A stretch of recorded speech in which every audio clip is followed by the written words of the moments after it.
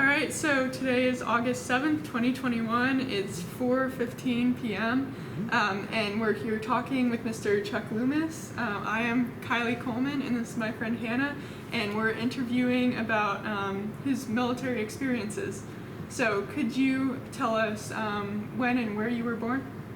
Oh, a long time ago, if I can remember back that far.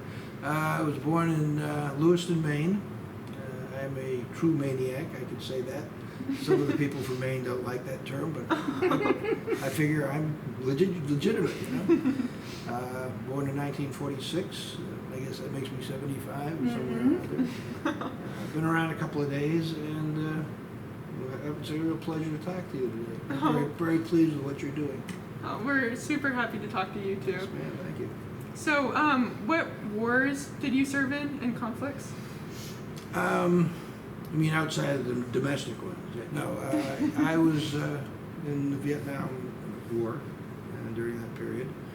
I served in Vietnam, actually, Thailand, Vietnam, Laos, and even the edge of Cambodia, which is known as Southeast Asia collectively. Served for a year over there. I was in the Air Force for 24 years, and during that time, we ended up with Desert Storm and Desert Shield. I was not an active participant in that theater of operation, but some of the work I did definitely was impacting on it. And then what rank and grade were you? Well, I ended up as Lieutenant Colonel. And then your time served? 24 years, 3 months, something like that. Oh, wow. Who's counting? Yes. Where and when were your enlistment draft coefficient? Well, since I actually wasn't drafted and I didn't enlist, I went through ROTC to get my commission. The 2-year program at Colgate University in New York. Got my commission and went directly into the Air Force from there. What made you decide to join? Major events? Well, the biggest major event that I think caused a lot of us to join was the Vietnam War going on, and the opportunity situation we could have gotten drafted. If you got drafted, you didn't have a whole lot of say in what you were going to do or where you were going to be. And as it turns out, you really don't, even as an officer, but you know, you sort of think you do. So I decided the best route for me, I had no objection to serving my country, I never did. And I always felt it was my duty, and probably the duty of every person, to somehow serve their country. Even during the war situation, which was a pretty hectic time. A lot of people didn't like what was going on. There were a lot of protests. A lot of people were running to Canada, burning draft cards, and big demonstrations. That was quite a show. But I went through the program and got commissioned, and I went off to school. About a year later, I was off in Vietnam. You know, there I went. There wasn't much say in it, except as an officer, you don't have to do you don't have to live in the same ways that some of the enlisted guys do. And the chances of your being in certain areas of combat, such as in the Army or Marines, are not quite so severe. As a non-flying officer, I didn't figure I'd be running around in a rice paddy with a rifle, which was okay with me. That didn't make me unhappy. However, come to find out, I spent a fair amount of time in Vietnam on the ground anyway, not in rice paddies and not with a rifle. I had a P-38, and that was about the extent of it. But I wasn't in direct combat. Close enough to smell it and feel it, but not directly like a lot of the grunts were. So I take my hat off to them. They were in a horrible situation. Mm-hmm. So anyway, that was the extent of why I went in. What propelled me in. Way back to your original question. Why did you pick this service branch? Well, I always liked airplanes. I always liked to fly. I did private flying as a 15-year-old. I had a solo license to fly. I earned my money mowing lawns and things, and I'll spend it on flying out to the local airport, driving around a little Cessna 150, which was fun. But my eyes were not good enough to allow me to go into pilot training. But I always liked airplanes, and I felt, well, the Air Force would give me as good an opportunity to do that as any. And so I didn't get to fly the aircraft per se, but I did get to sandbag in it, as we say, ride in it. Right. This one? What was your experience in basic training and your first days of service? Were there any major events or people that Wow. Well, I met an awful lot of interesting people along the way. Some were extremely wonderful, nice people, and others were just interesting, and I'll leave it at that. So, I think during my basic training, I was out in Lockbourne Air Force Base in Ohio, which people say, well, that's not a basic training base. Well, it is if you're in ROTC. They have field camps, and you're probably familiar with some of the programs now. They don't always put ROTC cadets at the same location.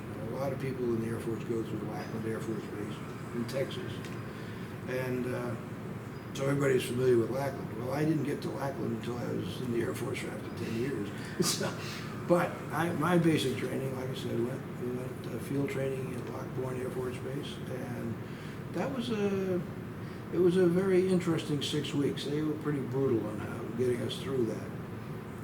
One thing, anybody going back and looking at how field training and basic training is conducted, realize that the officers don't have it any easier than the enlisted troops. In fact, they might even have it harder, because if you can't take it as an officer, don't expect to lead anybody who you're supposed to lead when they come up. And I think that's true of any profession. Anyway, that was the one interesting thing we did. We had a nighttime field exercise. Now, if you're familiar at all with eastern Ohio, which is actually part of western West Virginia, it's sort of like this, you know, mountains and hills. And of course, they did a lot of what they call strip mining. I don't think they do that anymore. They strip away the side of a hillside to expose the coal and take the coal out. Well, that made some nasty little ridges right along through there. And we were out at a night hike, and of course, the instructors thinking, oh, we're going to be clever on these guys. They'll be officers someday, and we're sergeants. We'll get them now.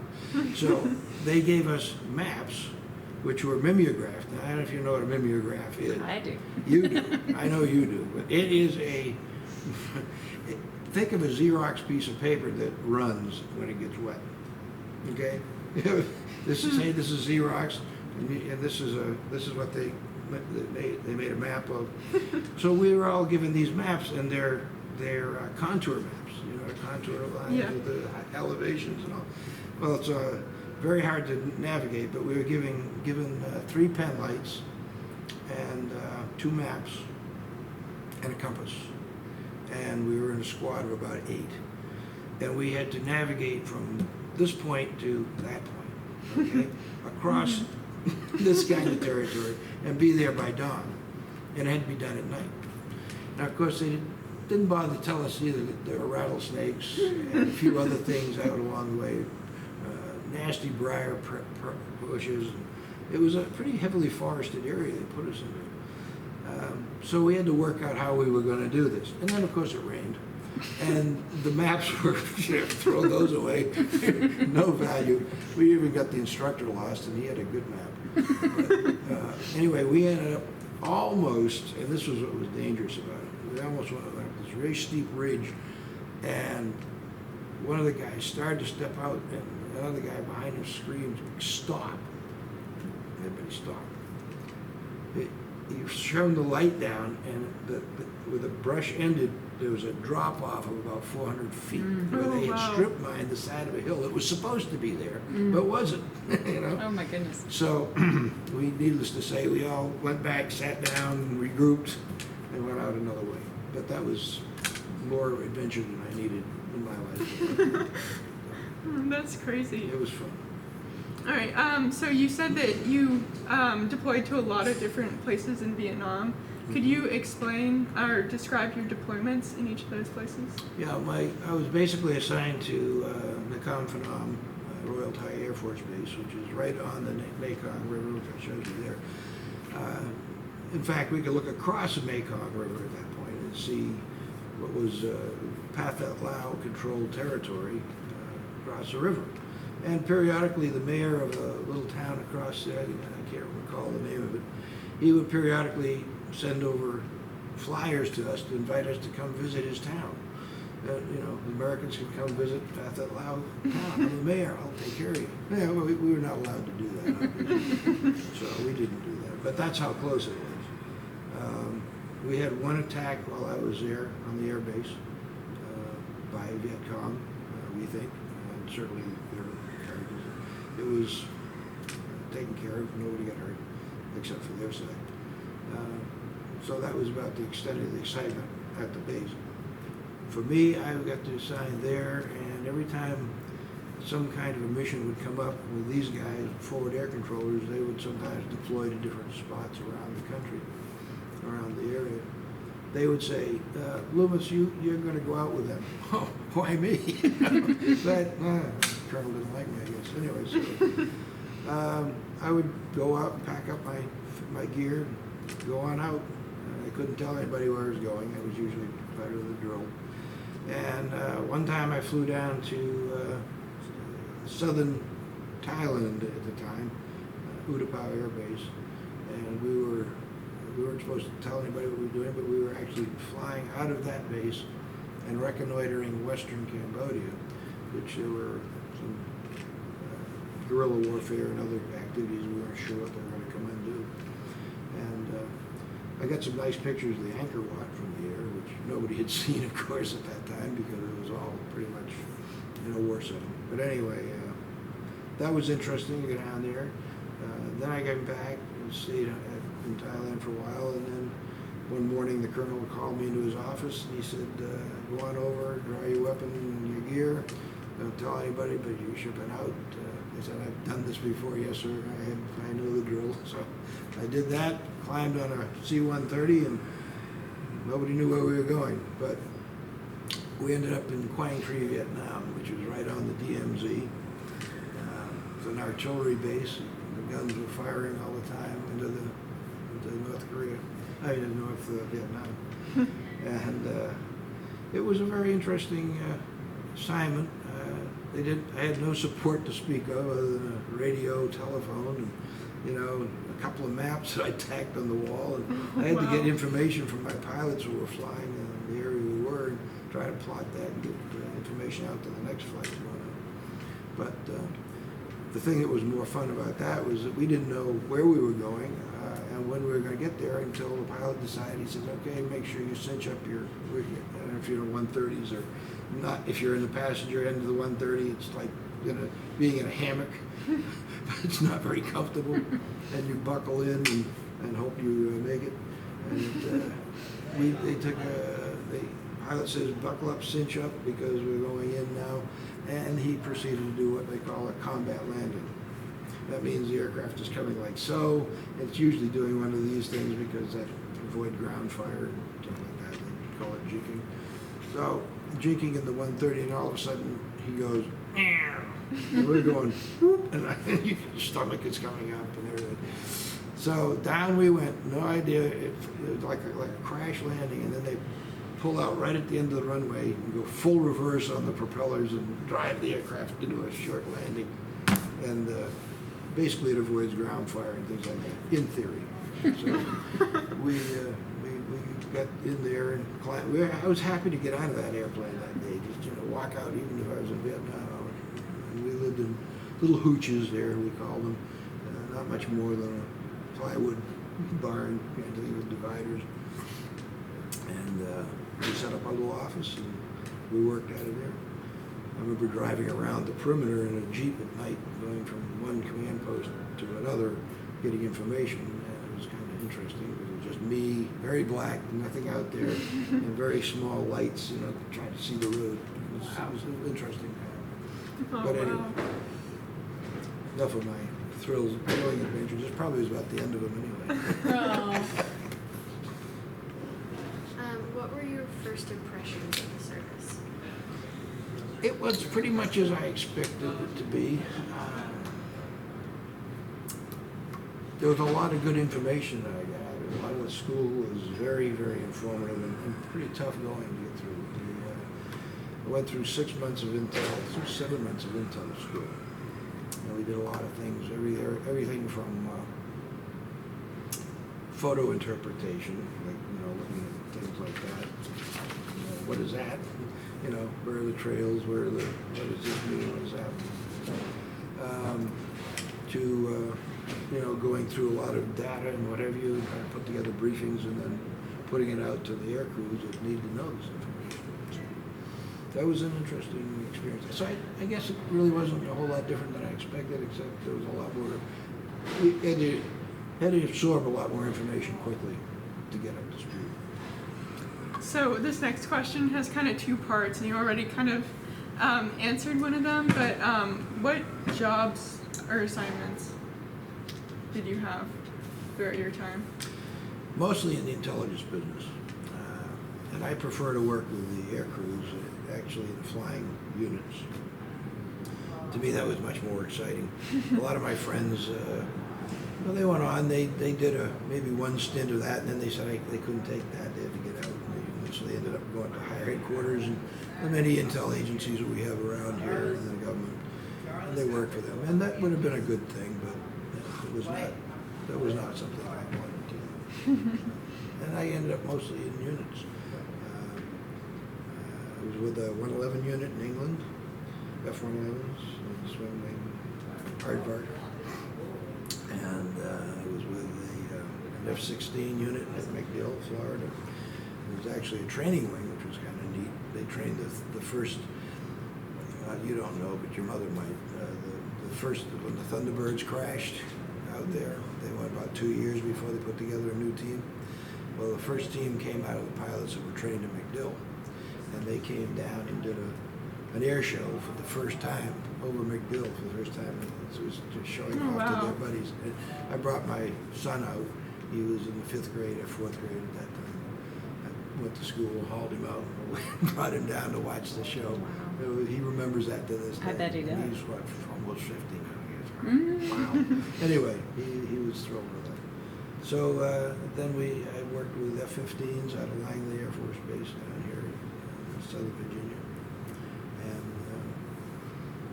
let's see, that was about it. Other than the Air Force Museum at Nakhon Phanom, which was fun, because these are older aircraft, and we had even older aircraft. Wow, that's really cool. That was fun. It was. And then you said you went to Intel school. Yep.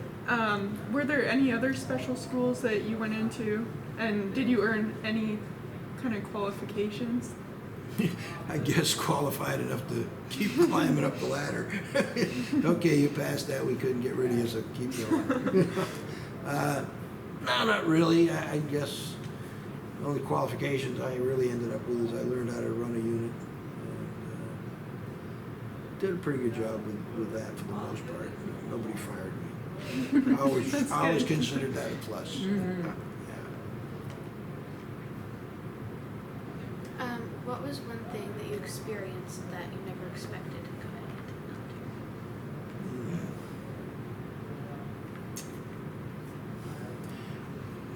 That's a very good question that I can't answer. That's why it's a good question. I really don't think there was anything. I didn't expect either, because as I was in there and I saw things happening and experienced it, nothing really leaped out and surprised me. I guess getting promoted surprised me. My wife was convinced that I was going to get court-martialed. Oh. Anyway. Right. So our next one, what kind of challenges did you face and lessons learned? Well, I think the challenges, the biggest ones, are learning to work with people. It's not simple, as you can appreciate. You've all been there. Even working with your schoolmates, sometimes it's not easy, right? There's those that you like and those that you don't like. There's those that you know can do and those that you know can't do. And you want to, try to keep people friendly and working together. And that's a challenge. It is for no matter. I think even my kindergarten grandson has that problem to some degree. But we all learn it, and we either do well at it or we don't. And I learned to do that fairly well. And it was a big challenge because, let's face it, in any profession, and certainly in the military, you're going to have superiors and you're going to have subordinates. And you're somewhere in between, and you got to work both ends, sometimes against the middle. But yeah, that was my biggest challenge, I think, and what I learned to do best. That's awesome. So You said that combat experience-wise, you kind of stayed mostly out of combat. Did I you wasn't have direct any? combat. Did you have any like close calls or anything? Well, I counted a couple Specific. of bullet holes in the back of one of those when we landed one time, so we knew we'd taken ground fire. I didn't feel it at the time, and just as well because I was back here, and that's where the holes were. Yeah, that was about as close as I've come to that. I mean, I saw explosions off in the distance, and one night the Vietnamese, I don't know if they were the NVA, North Vietnamese regulars, or they were Viet Cong, they managed to throw some mortar rounds into an ammunition dump, which was right nearby where we were, and they sprung something loose, apparently it was white phosphorus, and it set off a whole bunch of stuff, and that whole ammunition dump went off. It was a great 4th of July display. It was, and then it went on for about 3 days. It just boom, boom, boom, boom all the time. That was a little wild because you could feel the ground shaking. That's how close we were to the ammo dump. But that was close enough. Wow. Yeah. Why did you decide to stay in the military? Well, there was no work anywhere else. No, I liked it. That's why I stayed in, largely. I mean, I enjoyed it, and interestingly enough, you say, well, I'm only in for 4 years. That's all I signed up for. By the time you get to 4 years, they decide to, well, we're going to promote you to the next grade. Oh, and there's a pay raise with that. Oh, okay, well, maybe I'll stay another couple of years, you know. So, and once again, I hadn't gotten fired, so I figured I might as well move along. So yeah, I think the longer you're in it, the time goes by very quickly. You don't realize how fast 20 years. But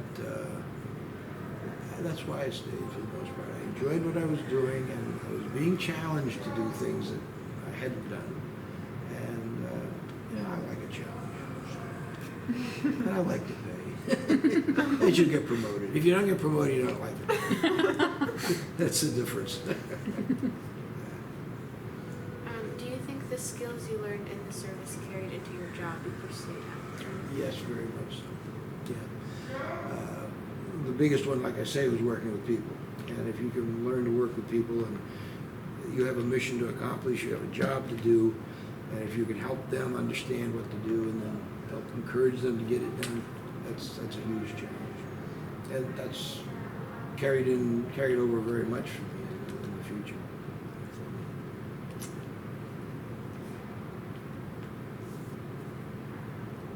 How do you think your experience would have differed if you had chosen a different path? That's a very good question too. I don't know. Let's see what would I do. Well, I don't think I would have traveled nearly as much. I would not have met as many people as I did. I still have friends I correspond with in England, Germany, Japan. These are people that I met along the way, worked with in some cases, learned a little bit about their culture, lived in their environment. It was just very, very exciting and fun stuff in that respect.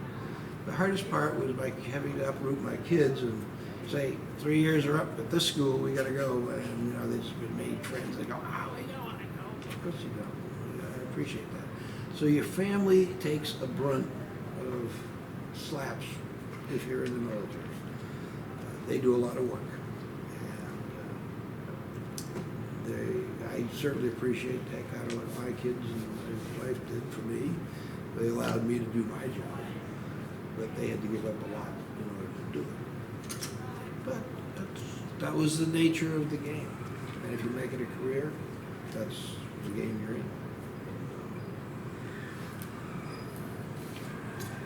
What was your life like on deployment, and what did you do in your free time? Well, fortunately, I guess, I only deployed one time for a year.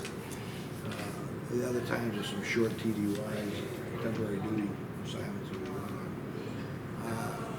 on. The military that I was in was not the military the post 9/11 people were in. They have a horrible situation with their deployments because they're out every 6 months to a year. That's very tough. I feel badly for them. My 1 year away was a long time. I had just gotten married, and I was not happy to be away from my bride. She wasn't too happy at that time either. Had it been a few years later, it might have been different. But what I did was I did my job, and we worked on average probably 14-hour days. You know, that's a long day of work. And we'd work normally 6 days a week, and sometimes 7, depending on the situation. So when you're on deployment, your job is a mission as a rule, and that mission is ongoing. It doesn't stop. So you don't stop, basically, or when you stop, it's not a lot, and it's infrequent.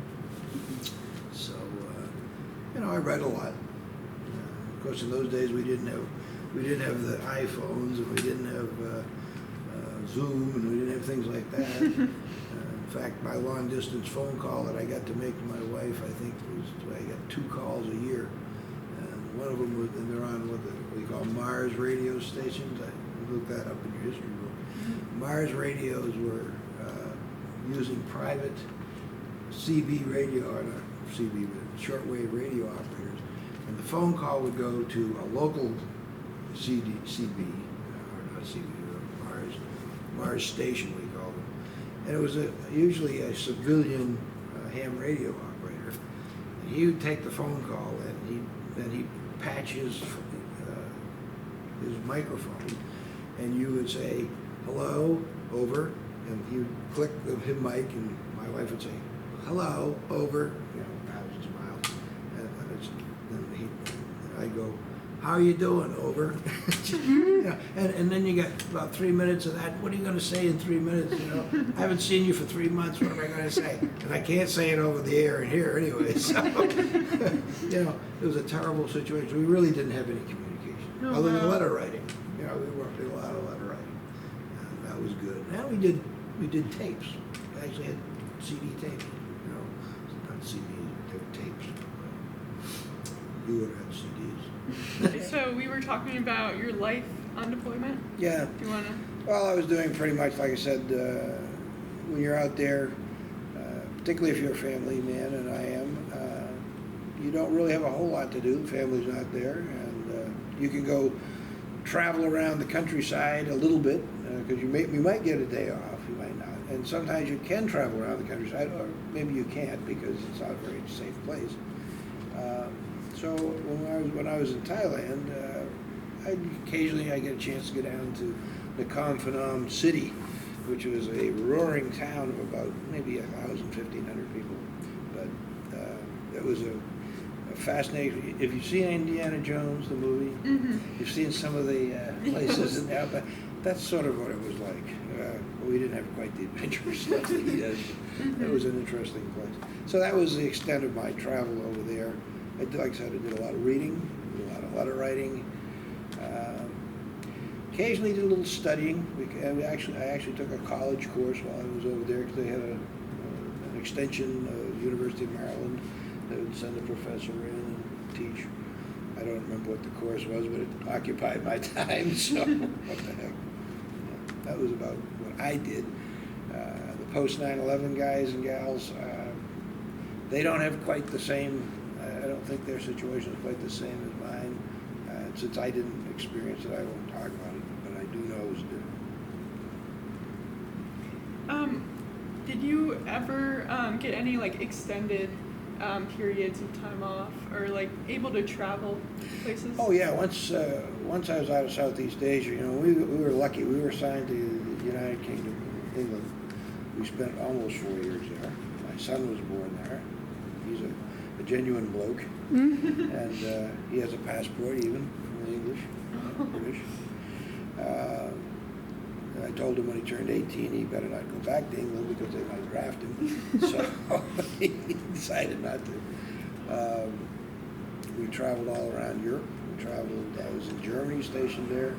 We traveled all over Germany because when you're not in a combat mission situation, you basically lead a normal life. You know, maybe 10 hours of work a day instead of 16. but you had the weekends off, and you had holidays, so we could travel around. And we did. We saw a lot of Europe that way. We saw a lot of England. I saw a great deal of England, actually. Scotland, Wales. It was nice. And when we were in Japan, we traveled around Japan a lot on weekends, too.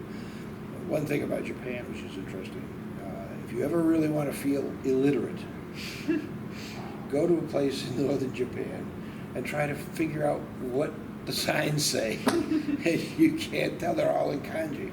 So there are very little English signs there. And you go, where am I, what am I doing? You know, you really had to struggle. Fortunately, the Japanese are nice people, and they made an effort to try and guide you where you needed to go. It was good. That's awesome. Yeah. So you said you went on a bunch of different aircraft, right? Mm-hmm. Did you have any like specific experiences in that, or like missions that stand out? Well, no, not specifically. You know, when I in Southeast Asia, when I was flying in the backseat of the OV-10 periodically, there were some very interesting things because forward air controllers don't fly straight and level. They're like this all the time because, you know, they avoid getting shot at. But at the same time, they're in the process of trying to spot things on the ground. It could be targets, things that need to be blown up. And they guide strike flights. And so I'm sitting in the back seat getting tossed around as the pilot's jinking and janking. And it was they're about a 4-hour ride. After 4 hours doing that, you come down and you don't want to do anything but sleep, maybe eat. But yeah, they were very strenuous missions. Fortunately for me, I didn't get involved in any that were super exciting, and a guy gets shot out of the sky or anything like that, or you lose a wingman or something. We were very fortunate. My missions, I was fortunate. And other than that, no, it was pretty much standard ride the airplane. You know, you get in and you go places. And I remember sleeping on the top of cargo in a 141 coming back from Iceland one time. Oh, wow. Yeah, that was interesting. We were tired. We came back. I don't remember why we went up there. We came back.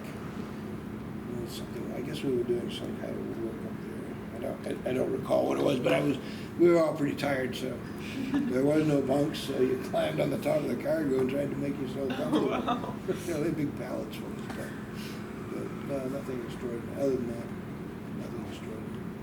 Pretty routine. Well, the F-16 was fun. That was a fun mission. I won't go into that now. Go ahead. What? No, well, he tried, but he didn't succeed in getting me sick. How's that? That I tell you. Yeah. Pilots love to take people riding in the airplanes, particularly fairly high-speed aircraft, and they like to try to make you sick. If you make you air sick, you get to clean it up and they get to laugh. So that's not a fun thing. But I was fortunate the guys didn't treat me too badly, and the one that did, I didn't. So there you go. Were there any unusual experiences that influenced your perspective going forward?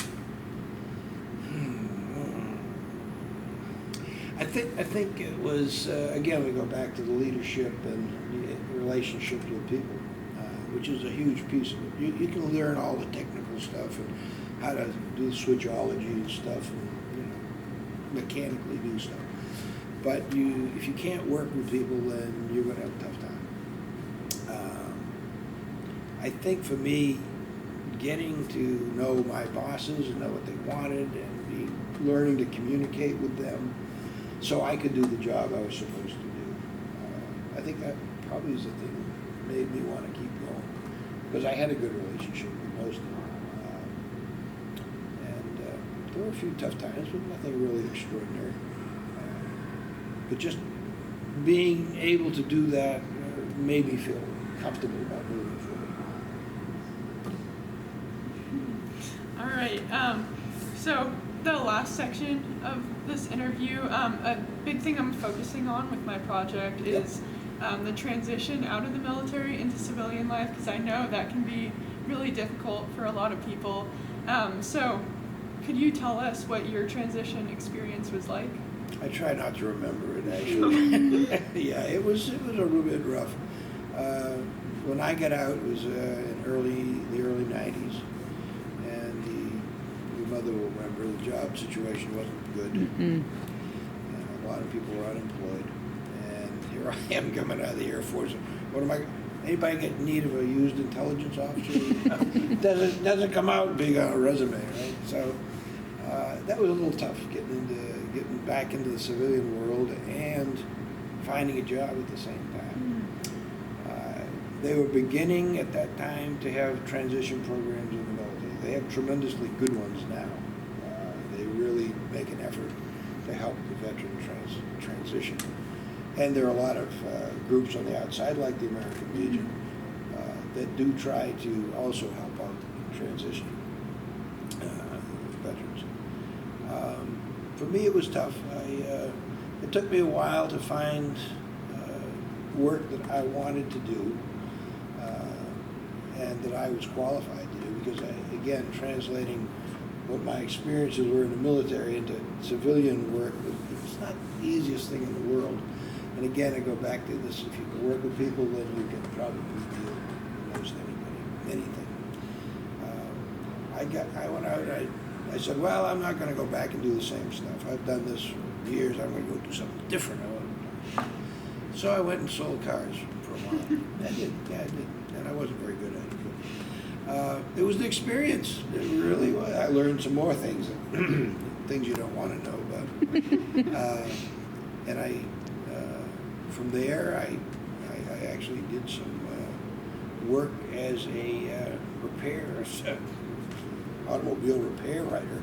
When you take your car into the guy and say, you got an oil change, he writes all this stuff up. I had to do that for a while, and I decided that really wasn't the work I wanted to do. So I took my hat in my hand and I went into my old buddies and I said, hey, I need a job with your defense contractor group. They said, hey, come on in. You got a bunch of things. So I went back to work as a defense contractor, using a lot of the things that I had done in military life. And that was it was good for me. I got back into that. And it was seeing it from a different side then. It was not the military side. It was the civilian side, but using similar kinds of skills and training. So, do you remember when your service ended? Oh, yeah. I do. Like specific dates? Yeah, September of 1993.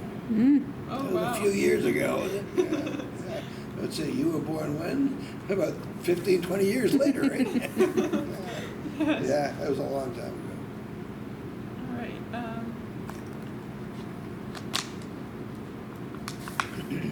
Did you have any plans for post-service? Not really. I think I had vague plans, that go out and make a few $100,000 a year, no problem, because the military didn't pay that much. No, I really didn't have any big plans. I just figured, well, I'm sure I could go out and do most anything I wanted to, but I wasn't sure what that was. That was one of my biggest problems in life, was trying to figure out what I was going to do when I grew up. And I'm still not sure. It's not going. Yeah, I didn't have any specific plans. I had thought about teaching. I had thought about doing the same kinds of things I was doing, intelligence related. As it turned out, I ended up doing a little bit of both, because I ended up in what we call the Joint Forces Command down in Norfolk, which does training, as well, using military stuff and training the military. So that was kind of fun. I did a lot of that. And then we moved up here, and I worked for a company over at what's known as JIDO, the Joint IED Defeat Organization. I don't think it exists as an organization per se now, but we're out there trying to figure out ways to bring different groups together to help find ways to defeat the IED problem that was going on in Afghanistan and Iraq at the time. And that was an interesting few years. Oh, wow. Yeah. Did you kind of face any challenges going back to civilian life after specifically like the structure of the military and not having that same? Well, yeah, Yeah, you get used to the people. If you're a professional and you've done 20-odd years in the service, you have certain things that you are expected to do, and you expect certain people to behave certain ways when you do it, and you miss that because it's not, that doesn't happen in civilian life. You know, I'm not, no, I won't go into that one. It's just very. It's not terrible, but it is challenging. You know, to try and deal with people that are not military or not military background, and you have to understand that you're no longer part of that business. And that's hard for some guys. Some girls, they just don't do it. Oh, wow. They get very frustrated. What challenges did you face after your transition period from military? I think the hardest one was recognizing that I really couldn't just walk in any place and say, I'm so-and-so, this is what I've done, give me a job. You know? You kind of get to the point where you think, you can do these things, and you can. The worst part is, you know you can do it, but they don't know you can do it, and they don't want to know you. So then you can't combine those and get anywhere.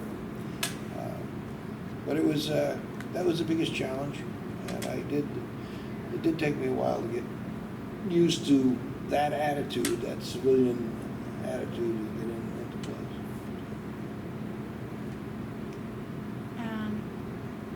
What do you think could have made the transition easier?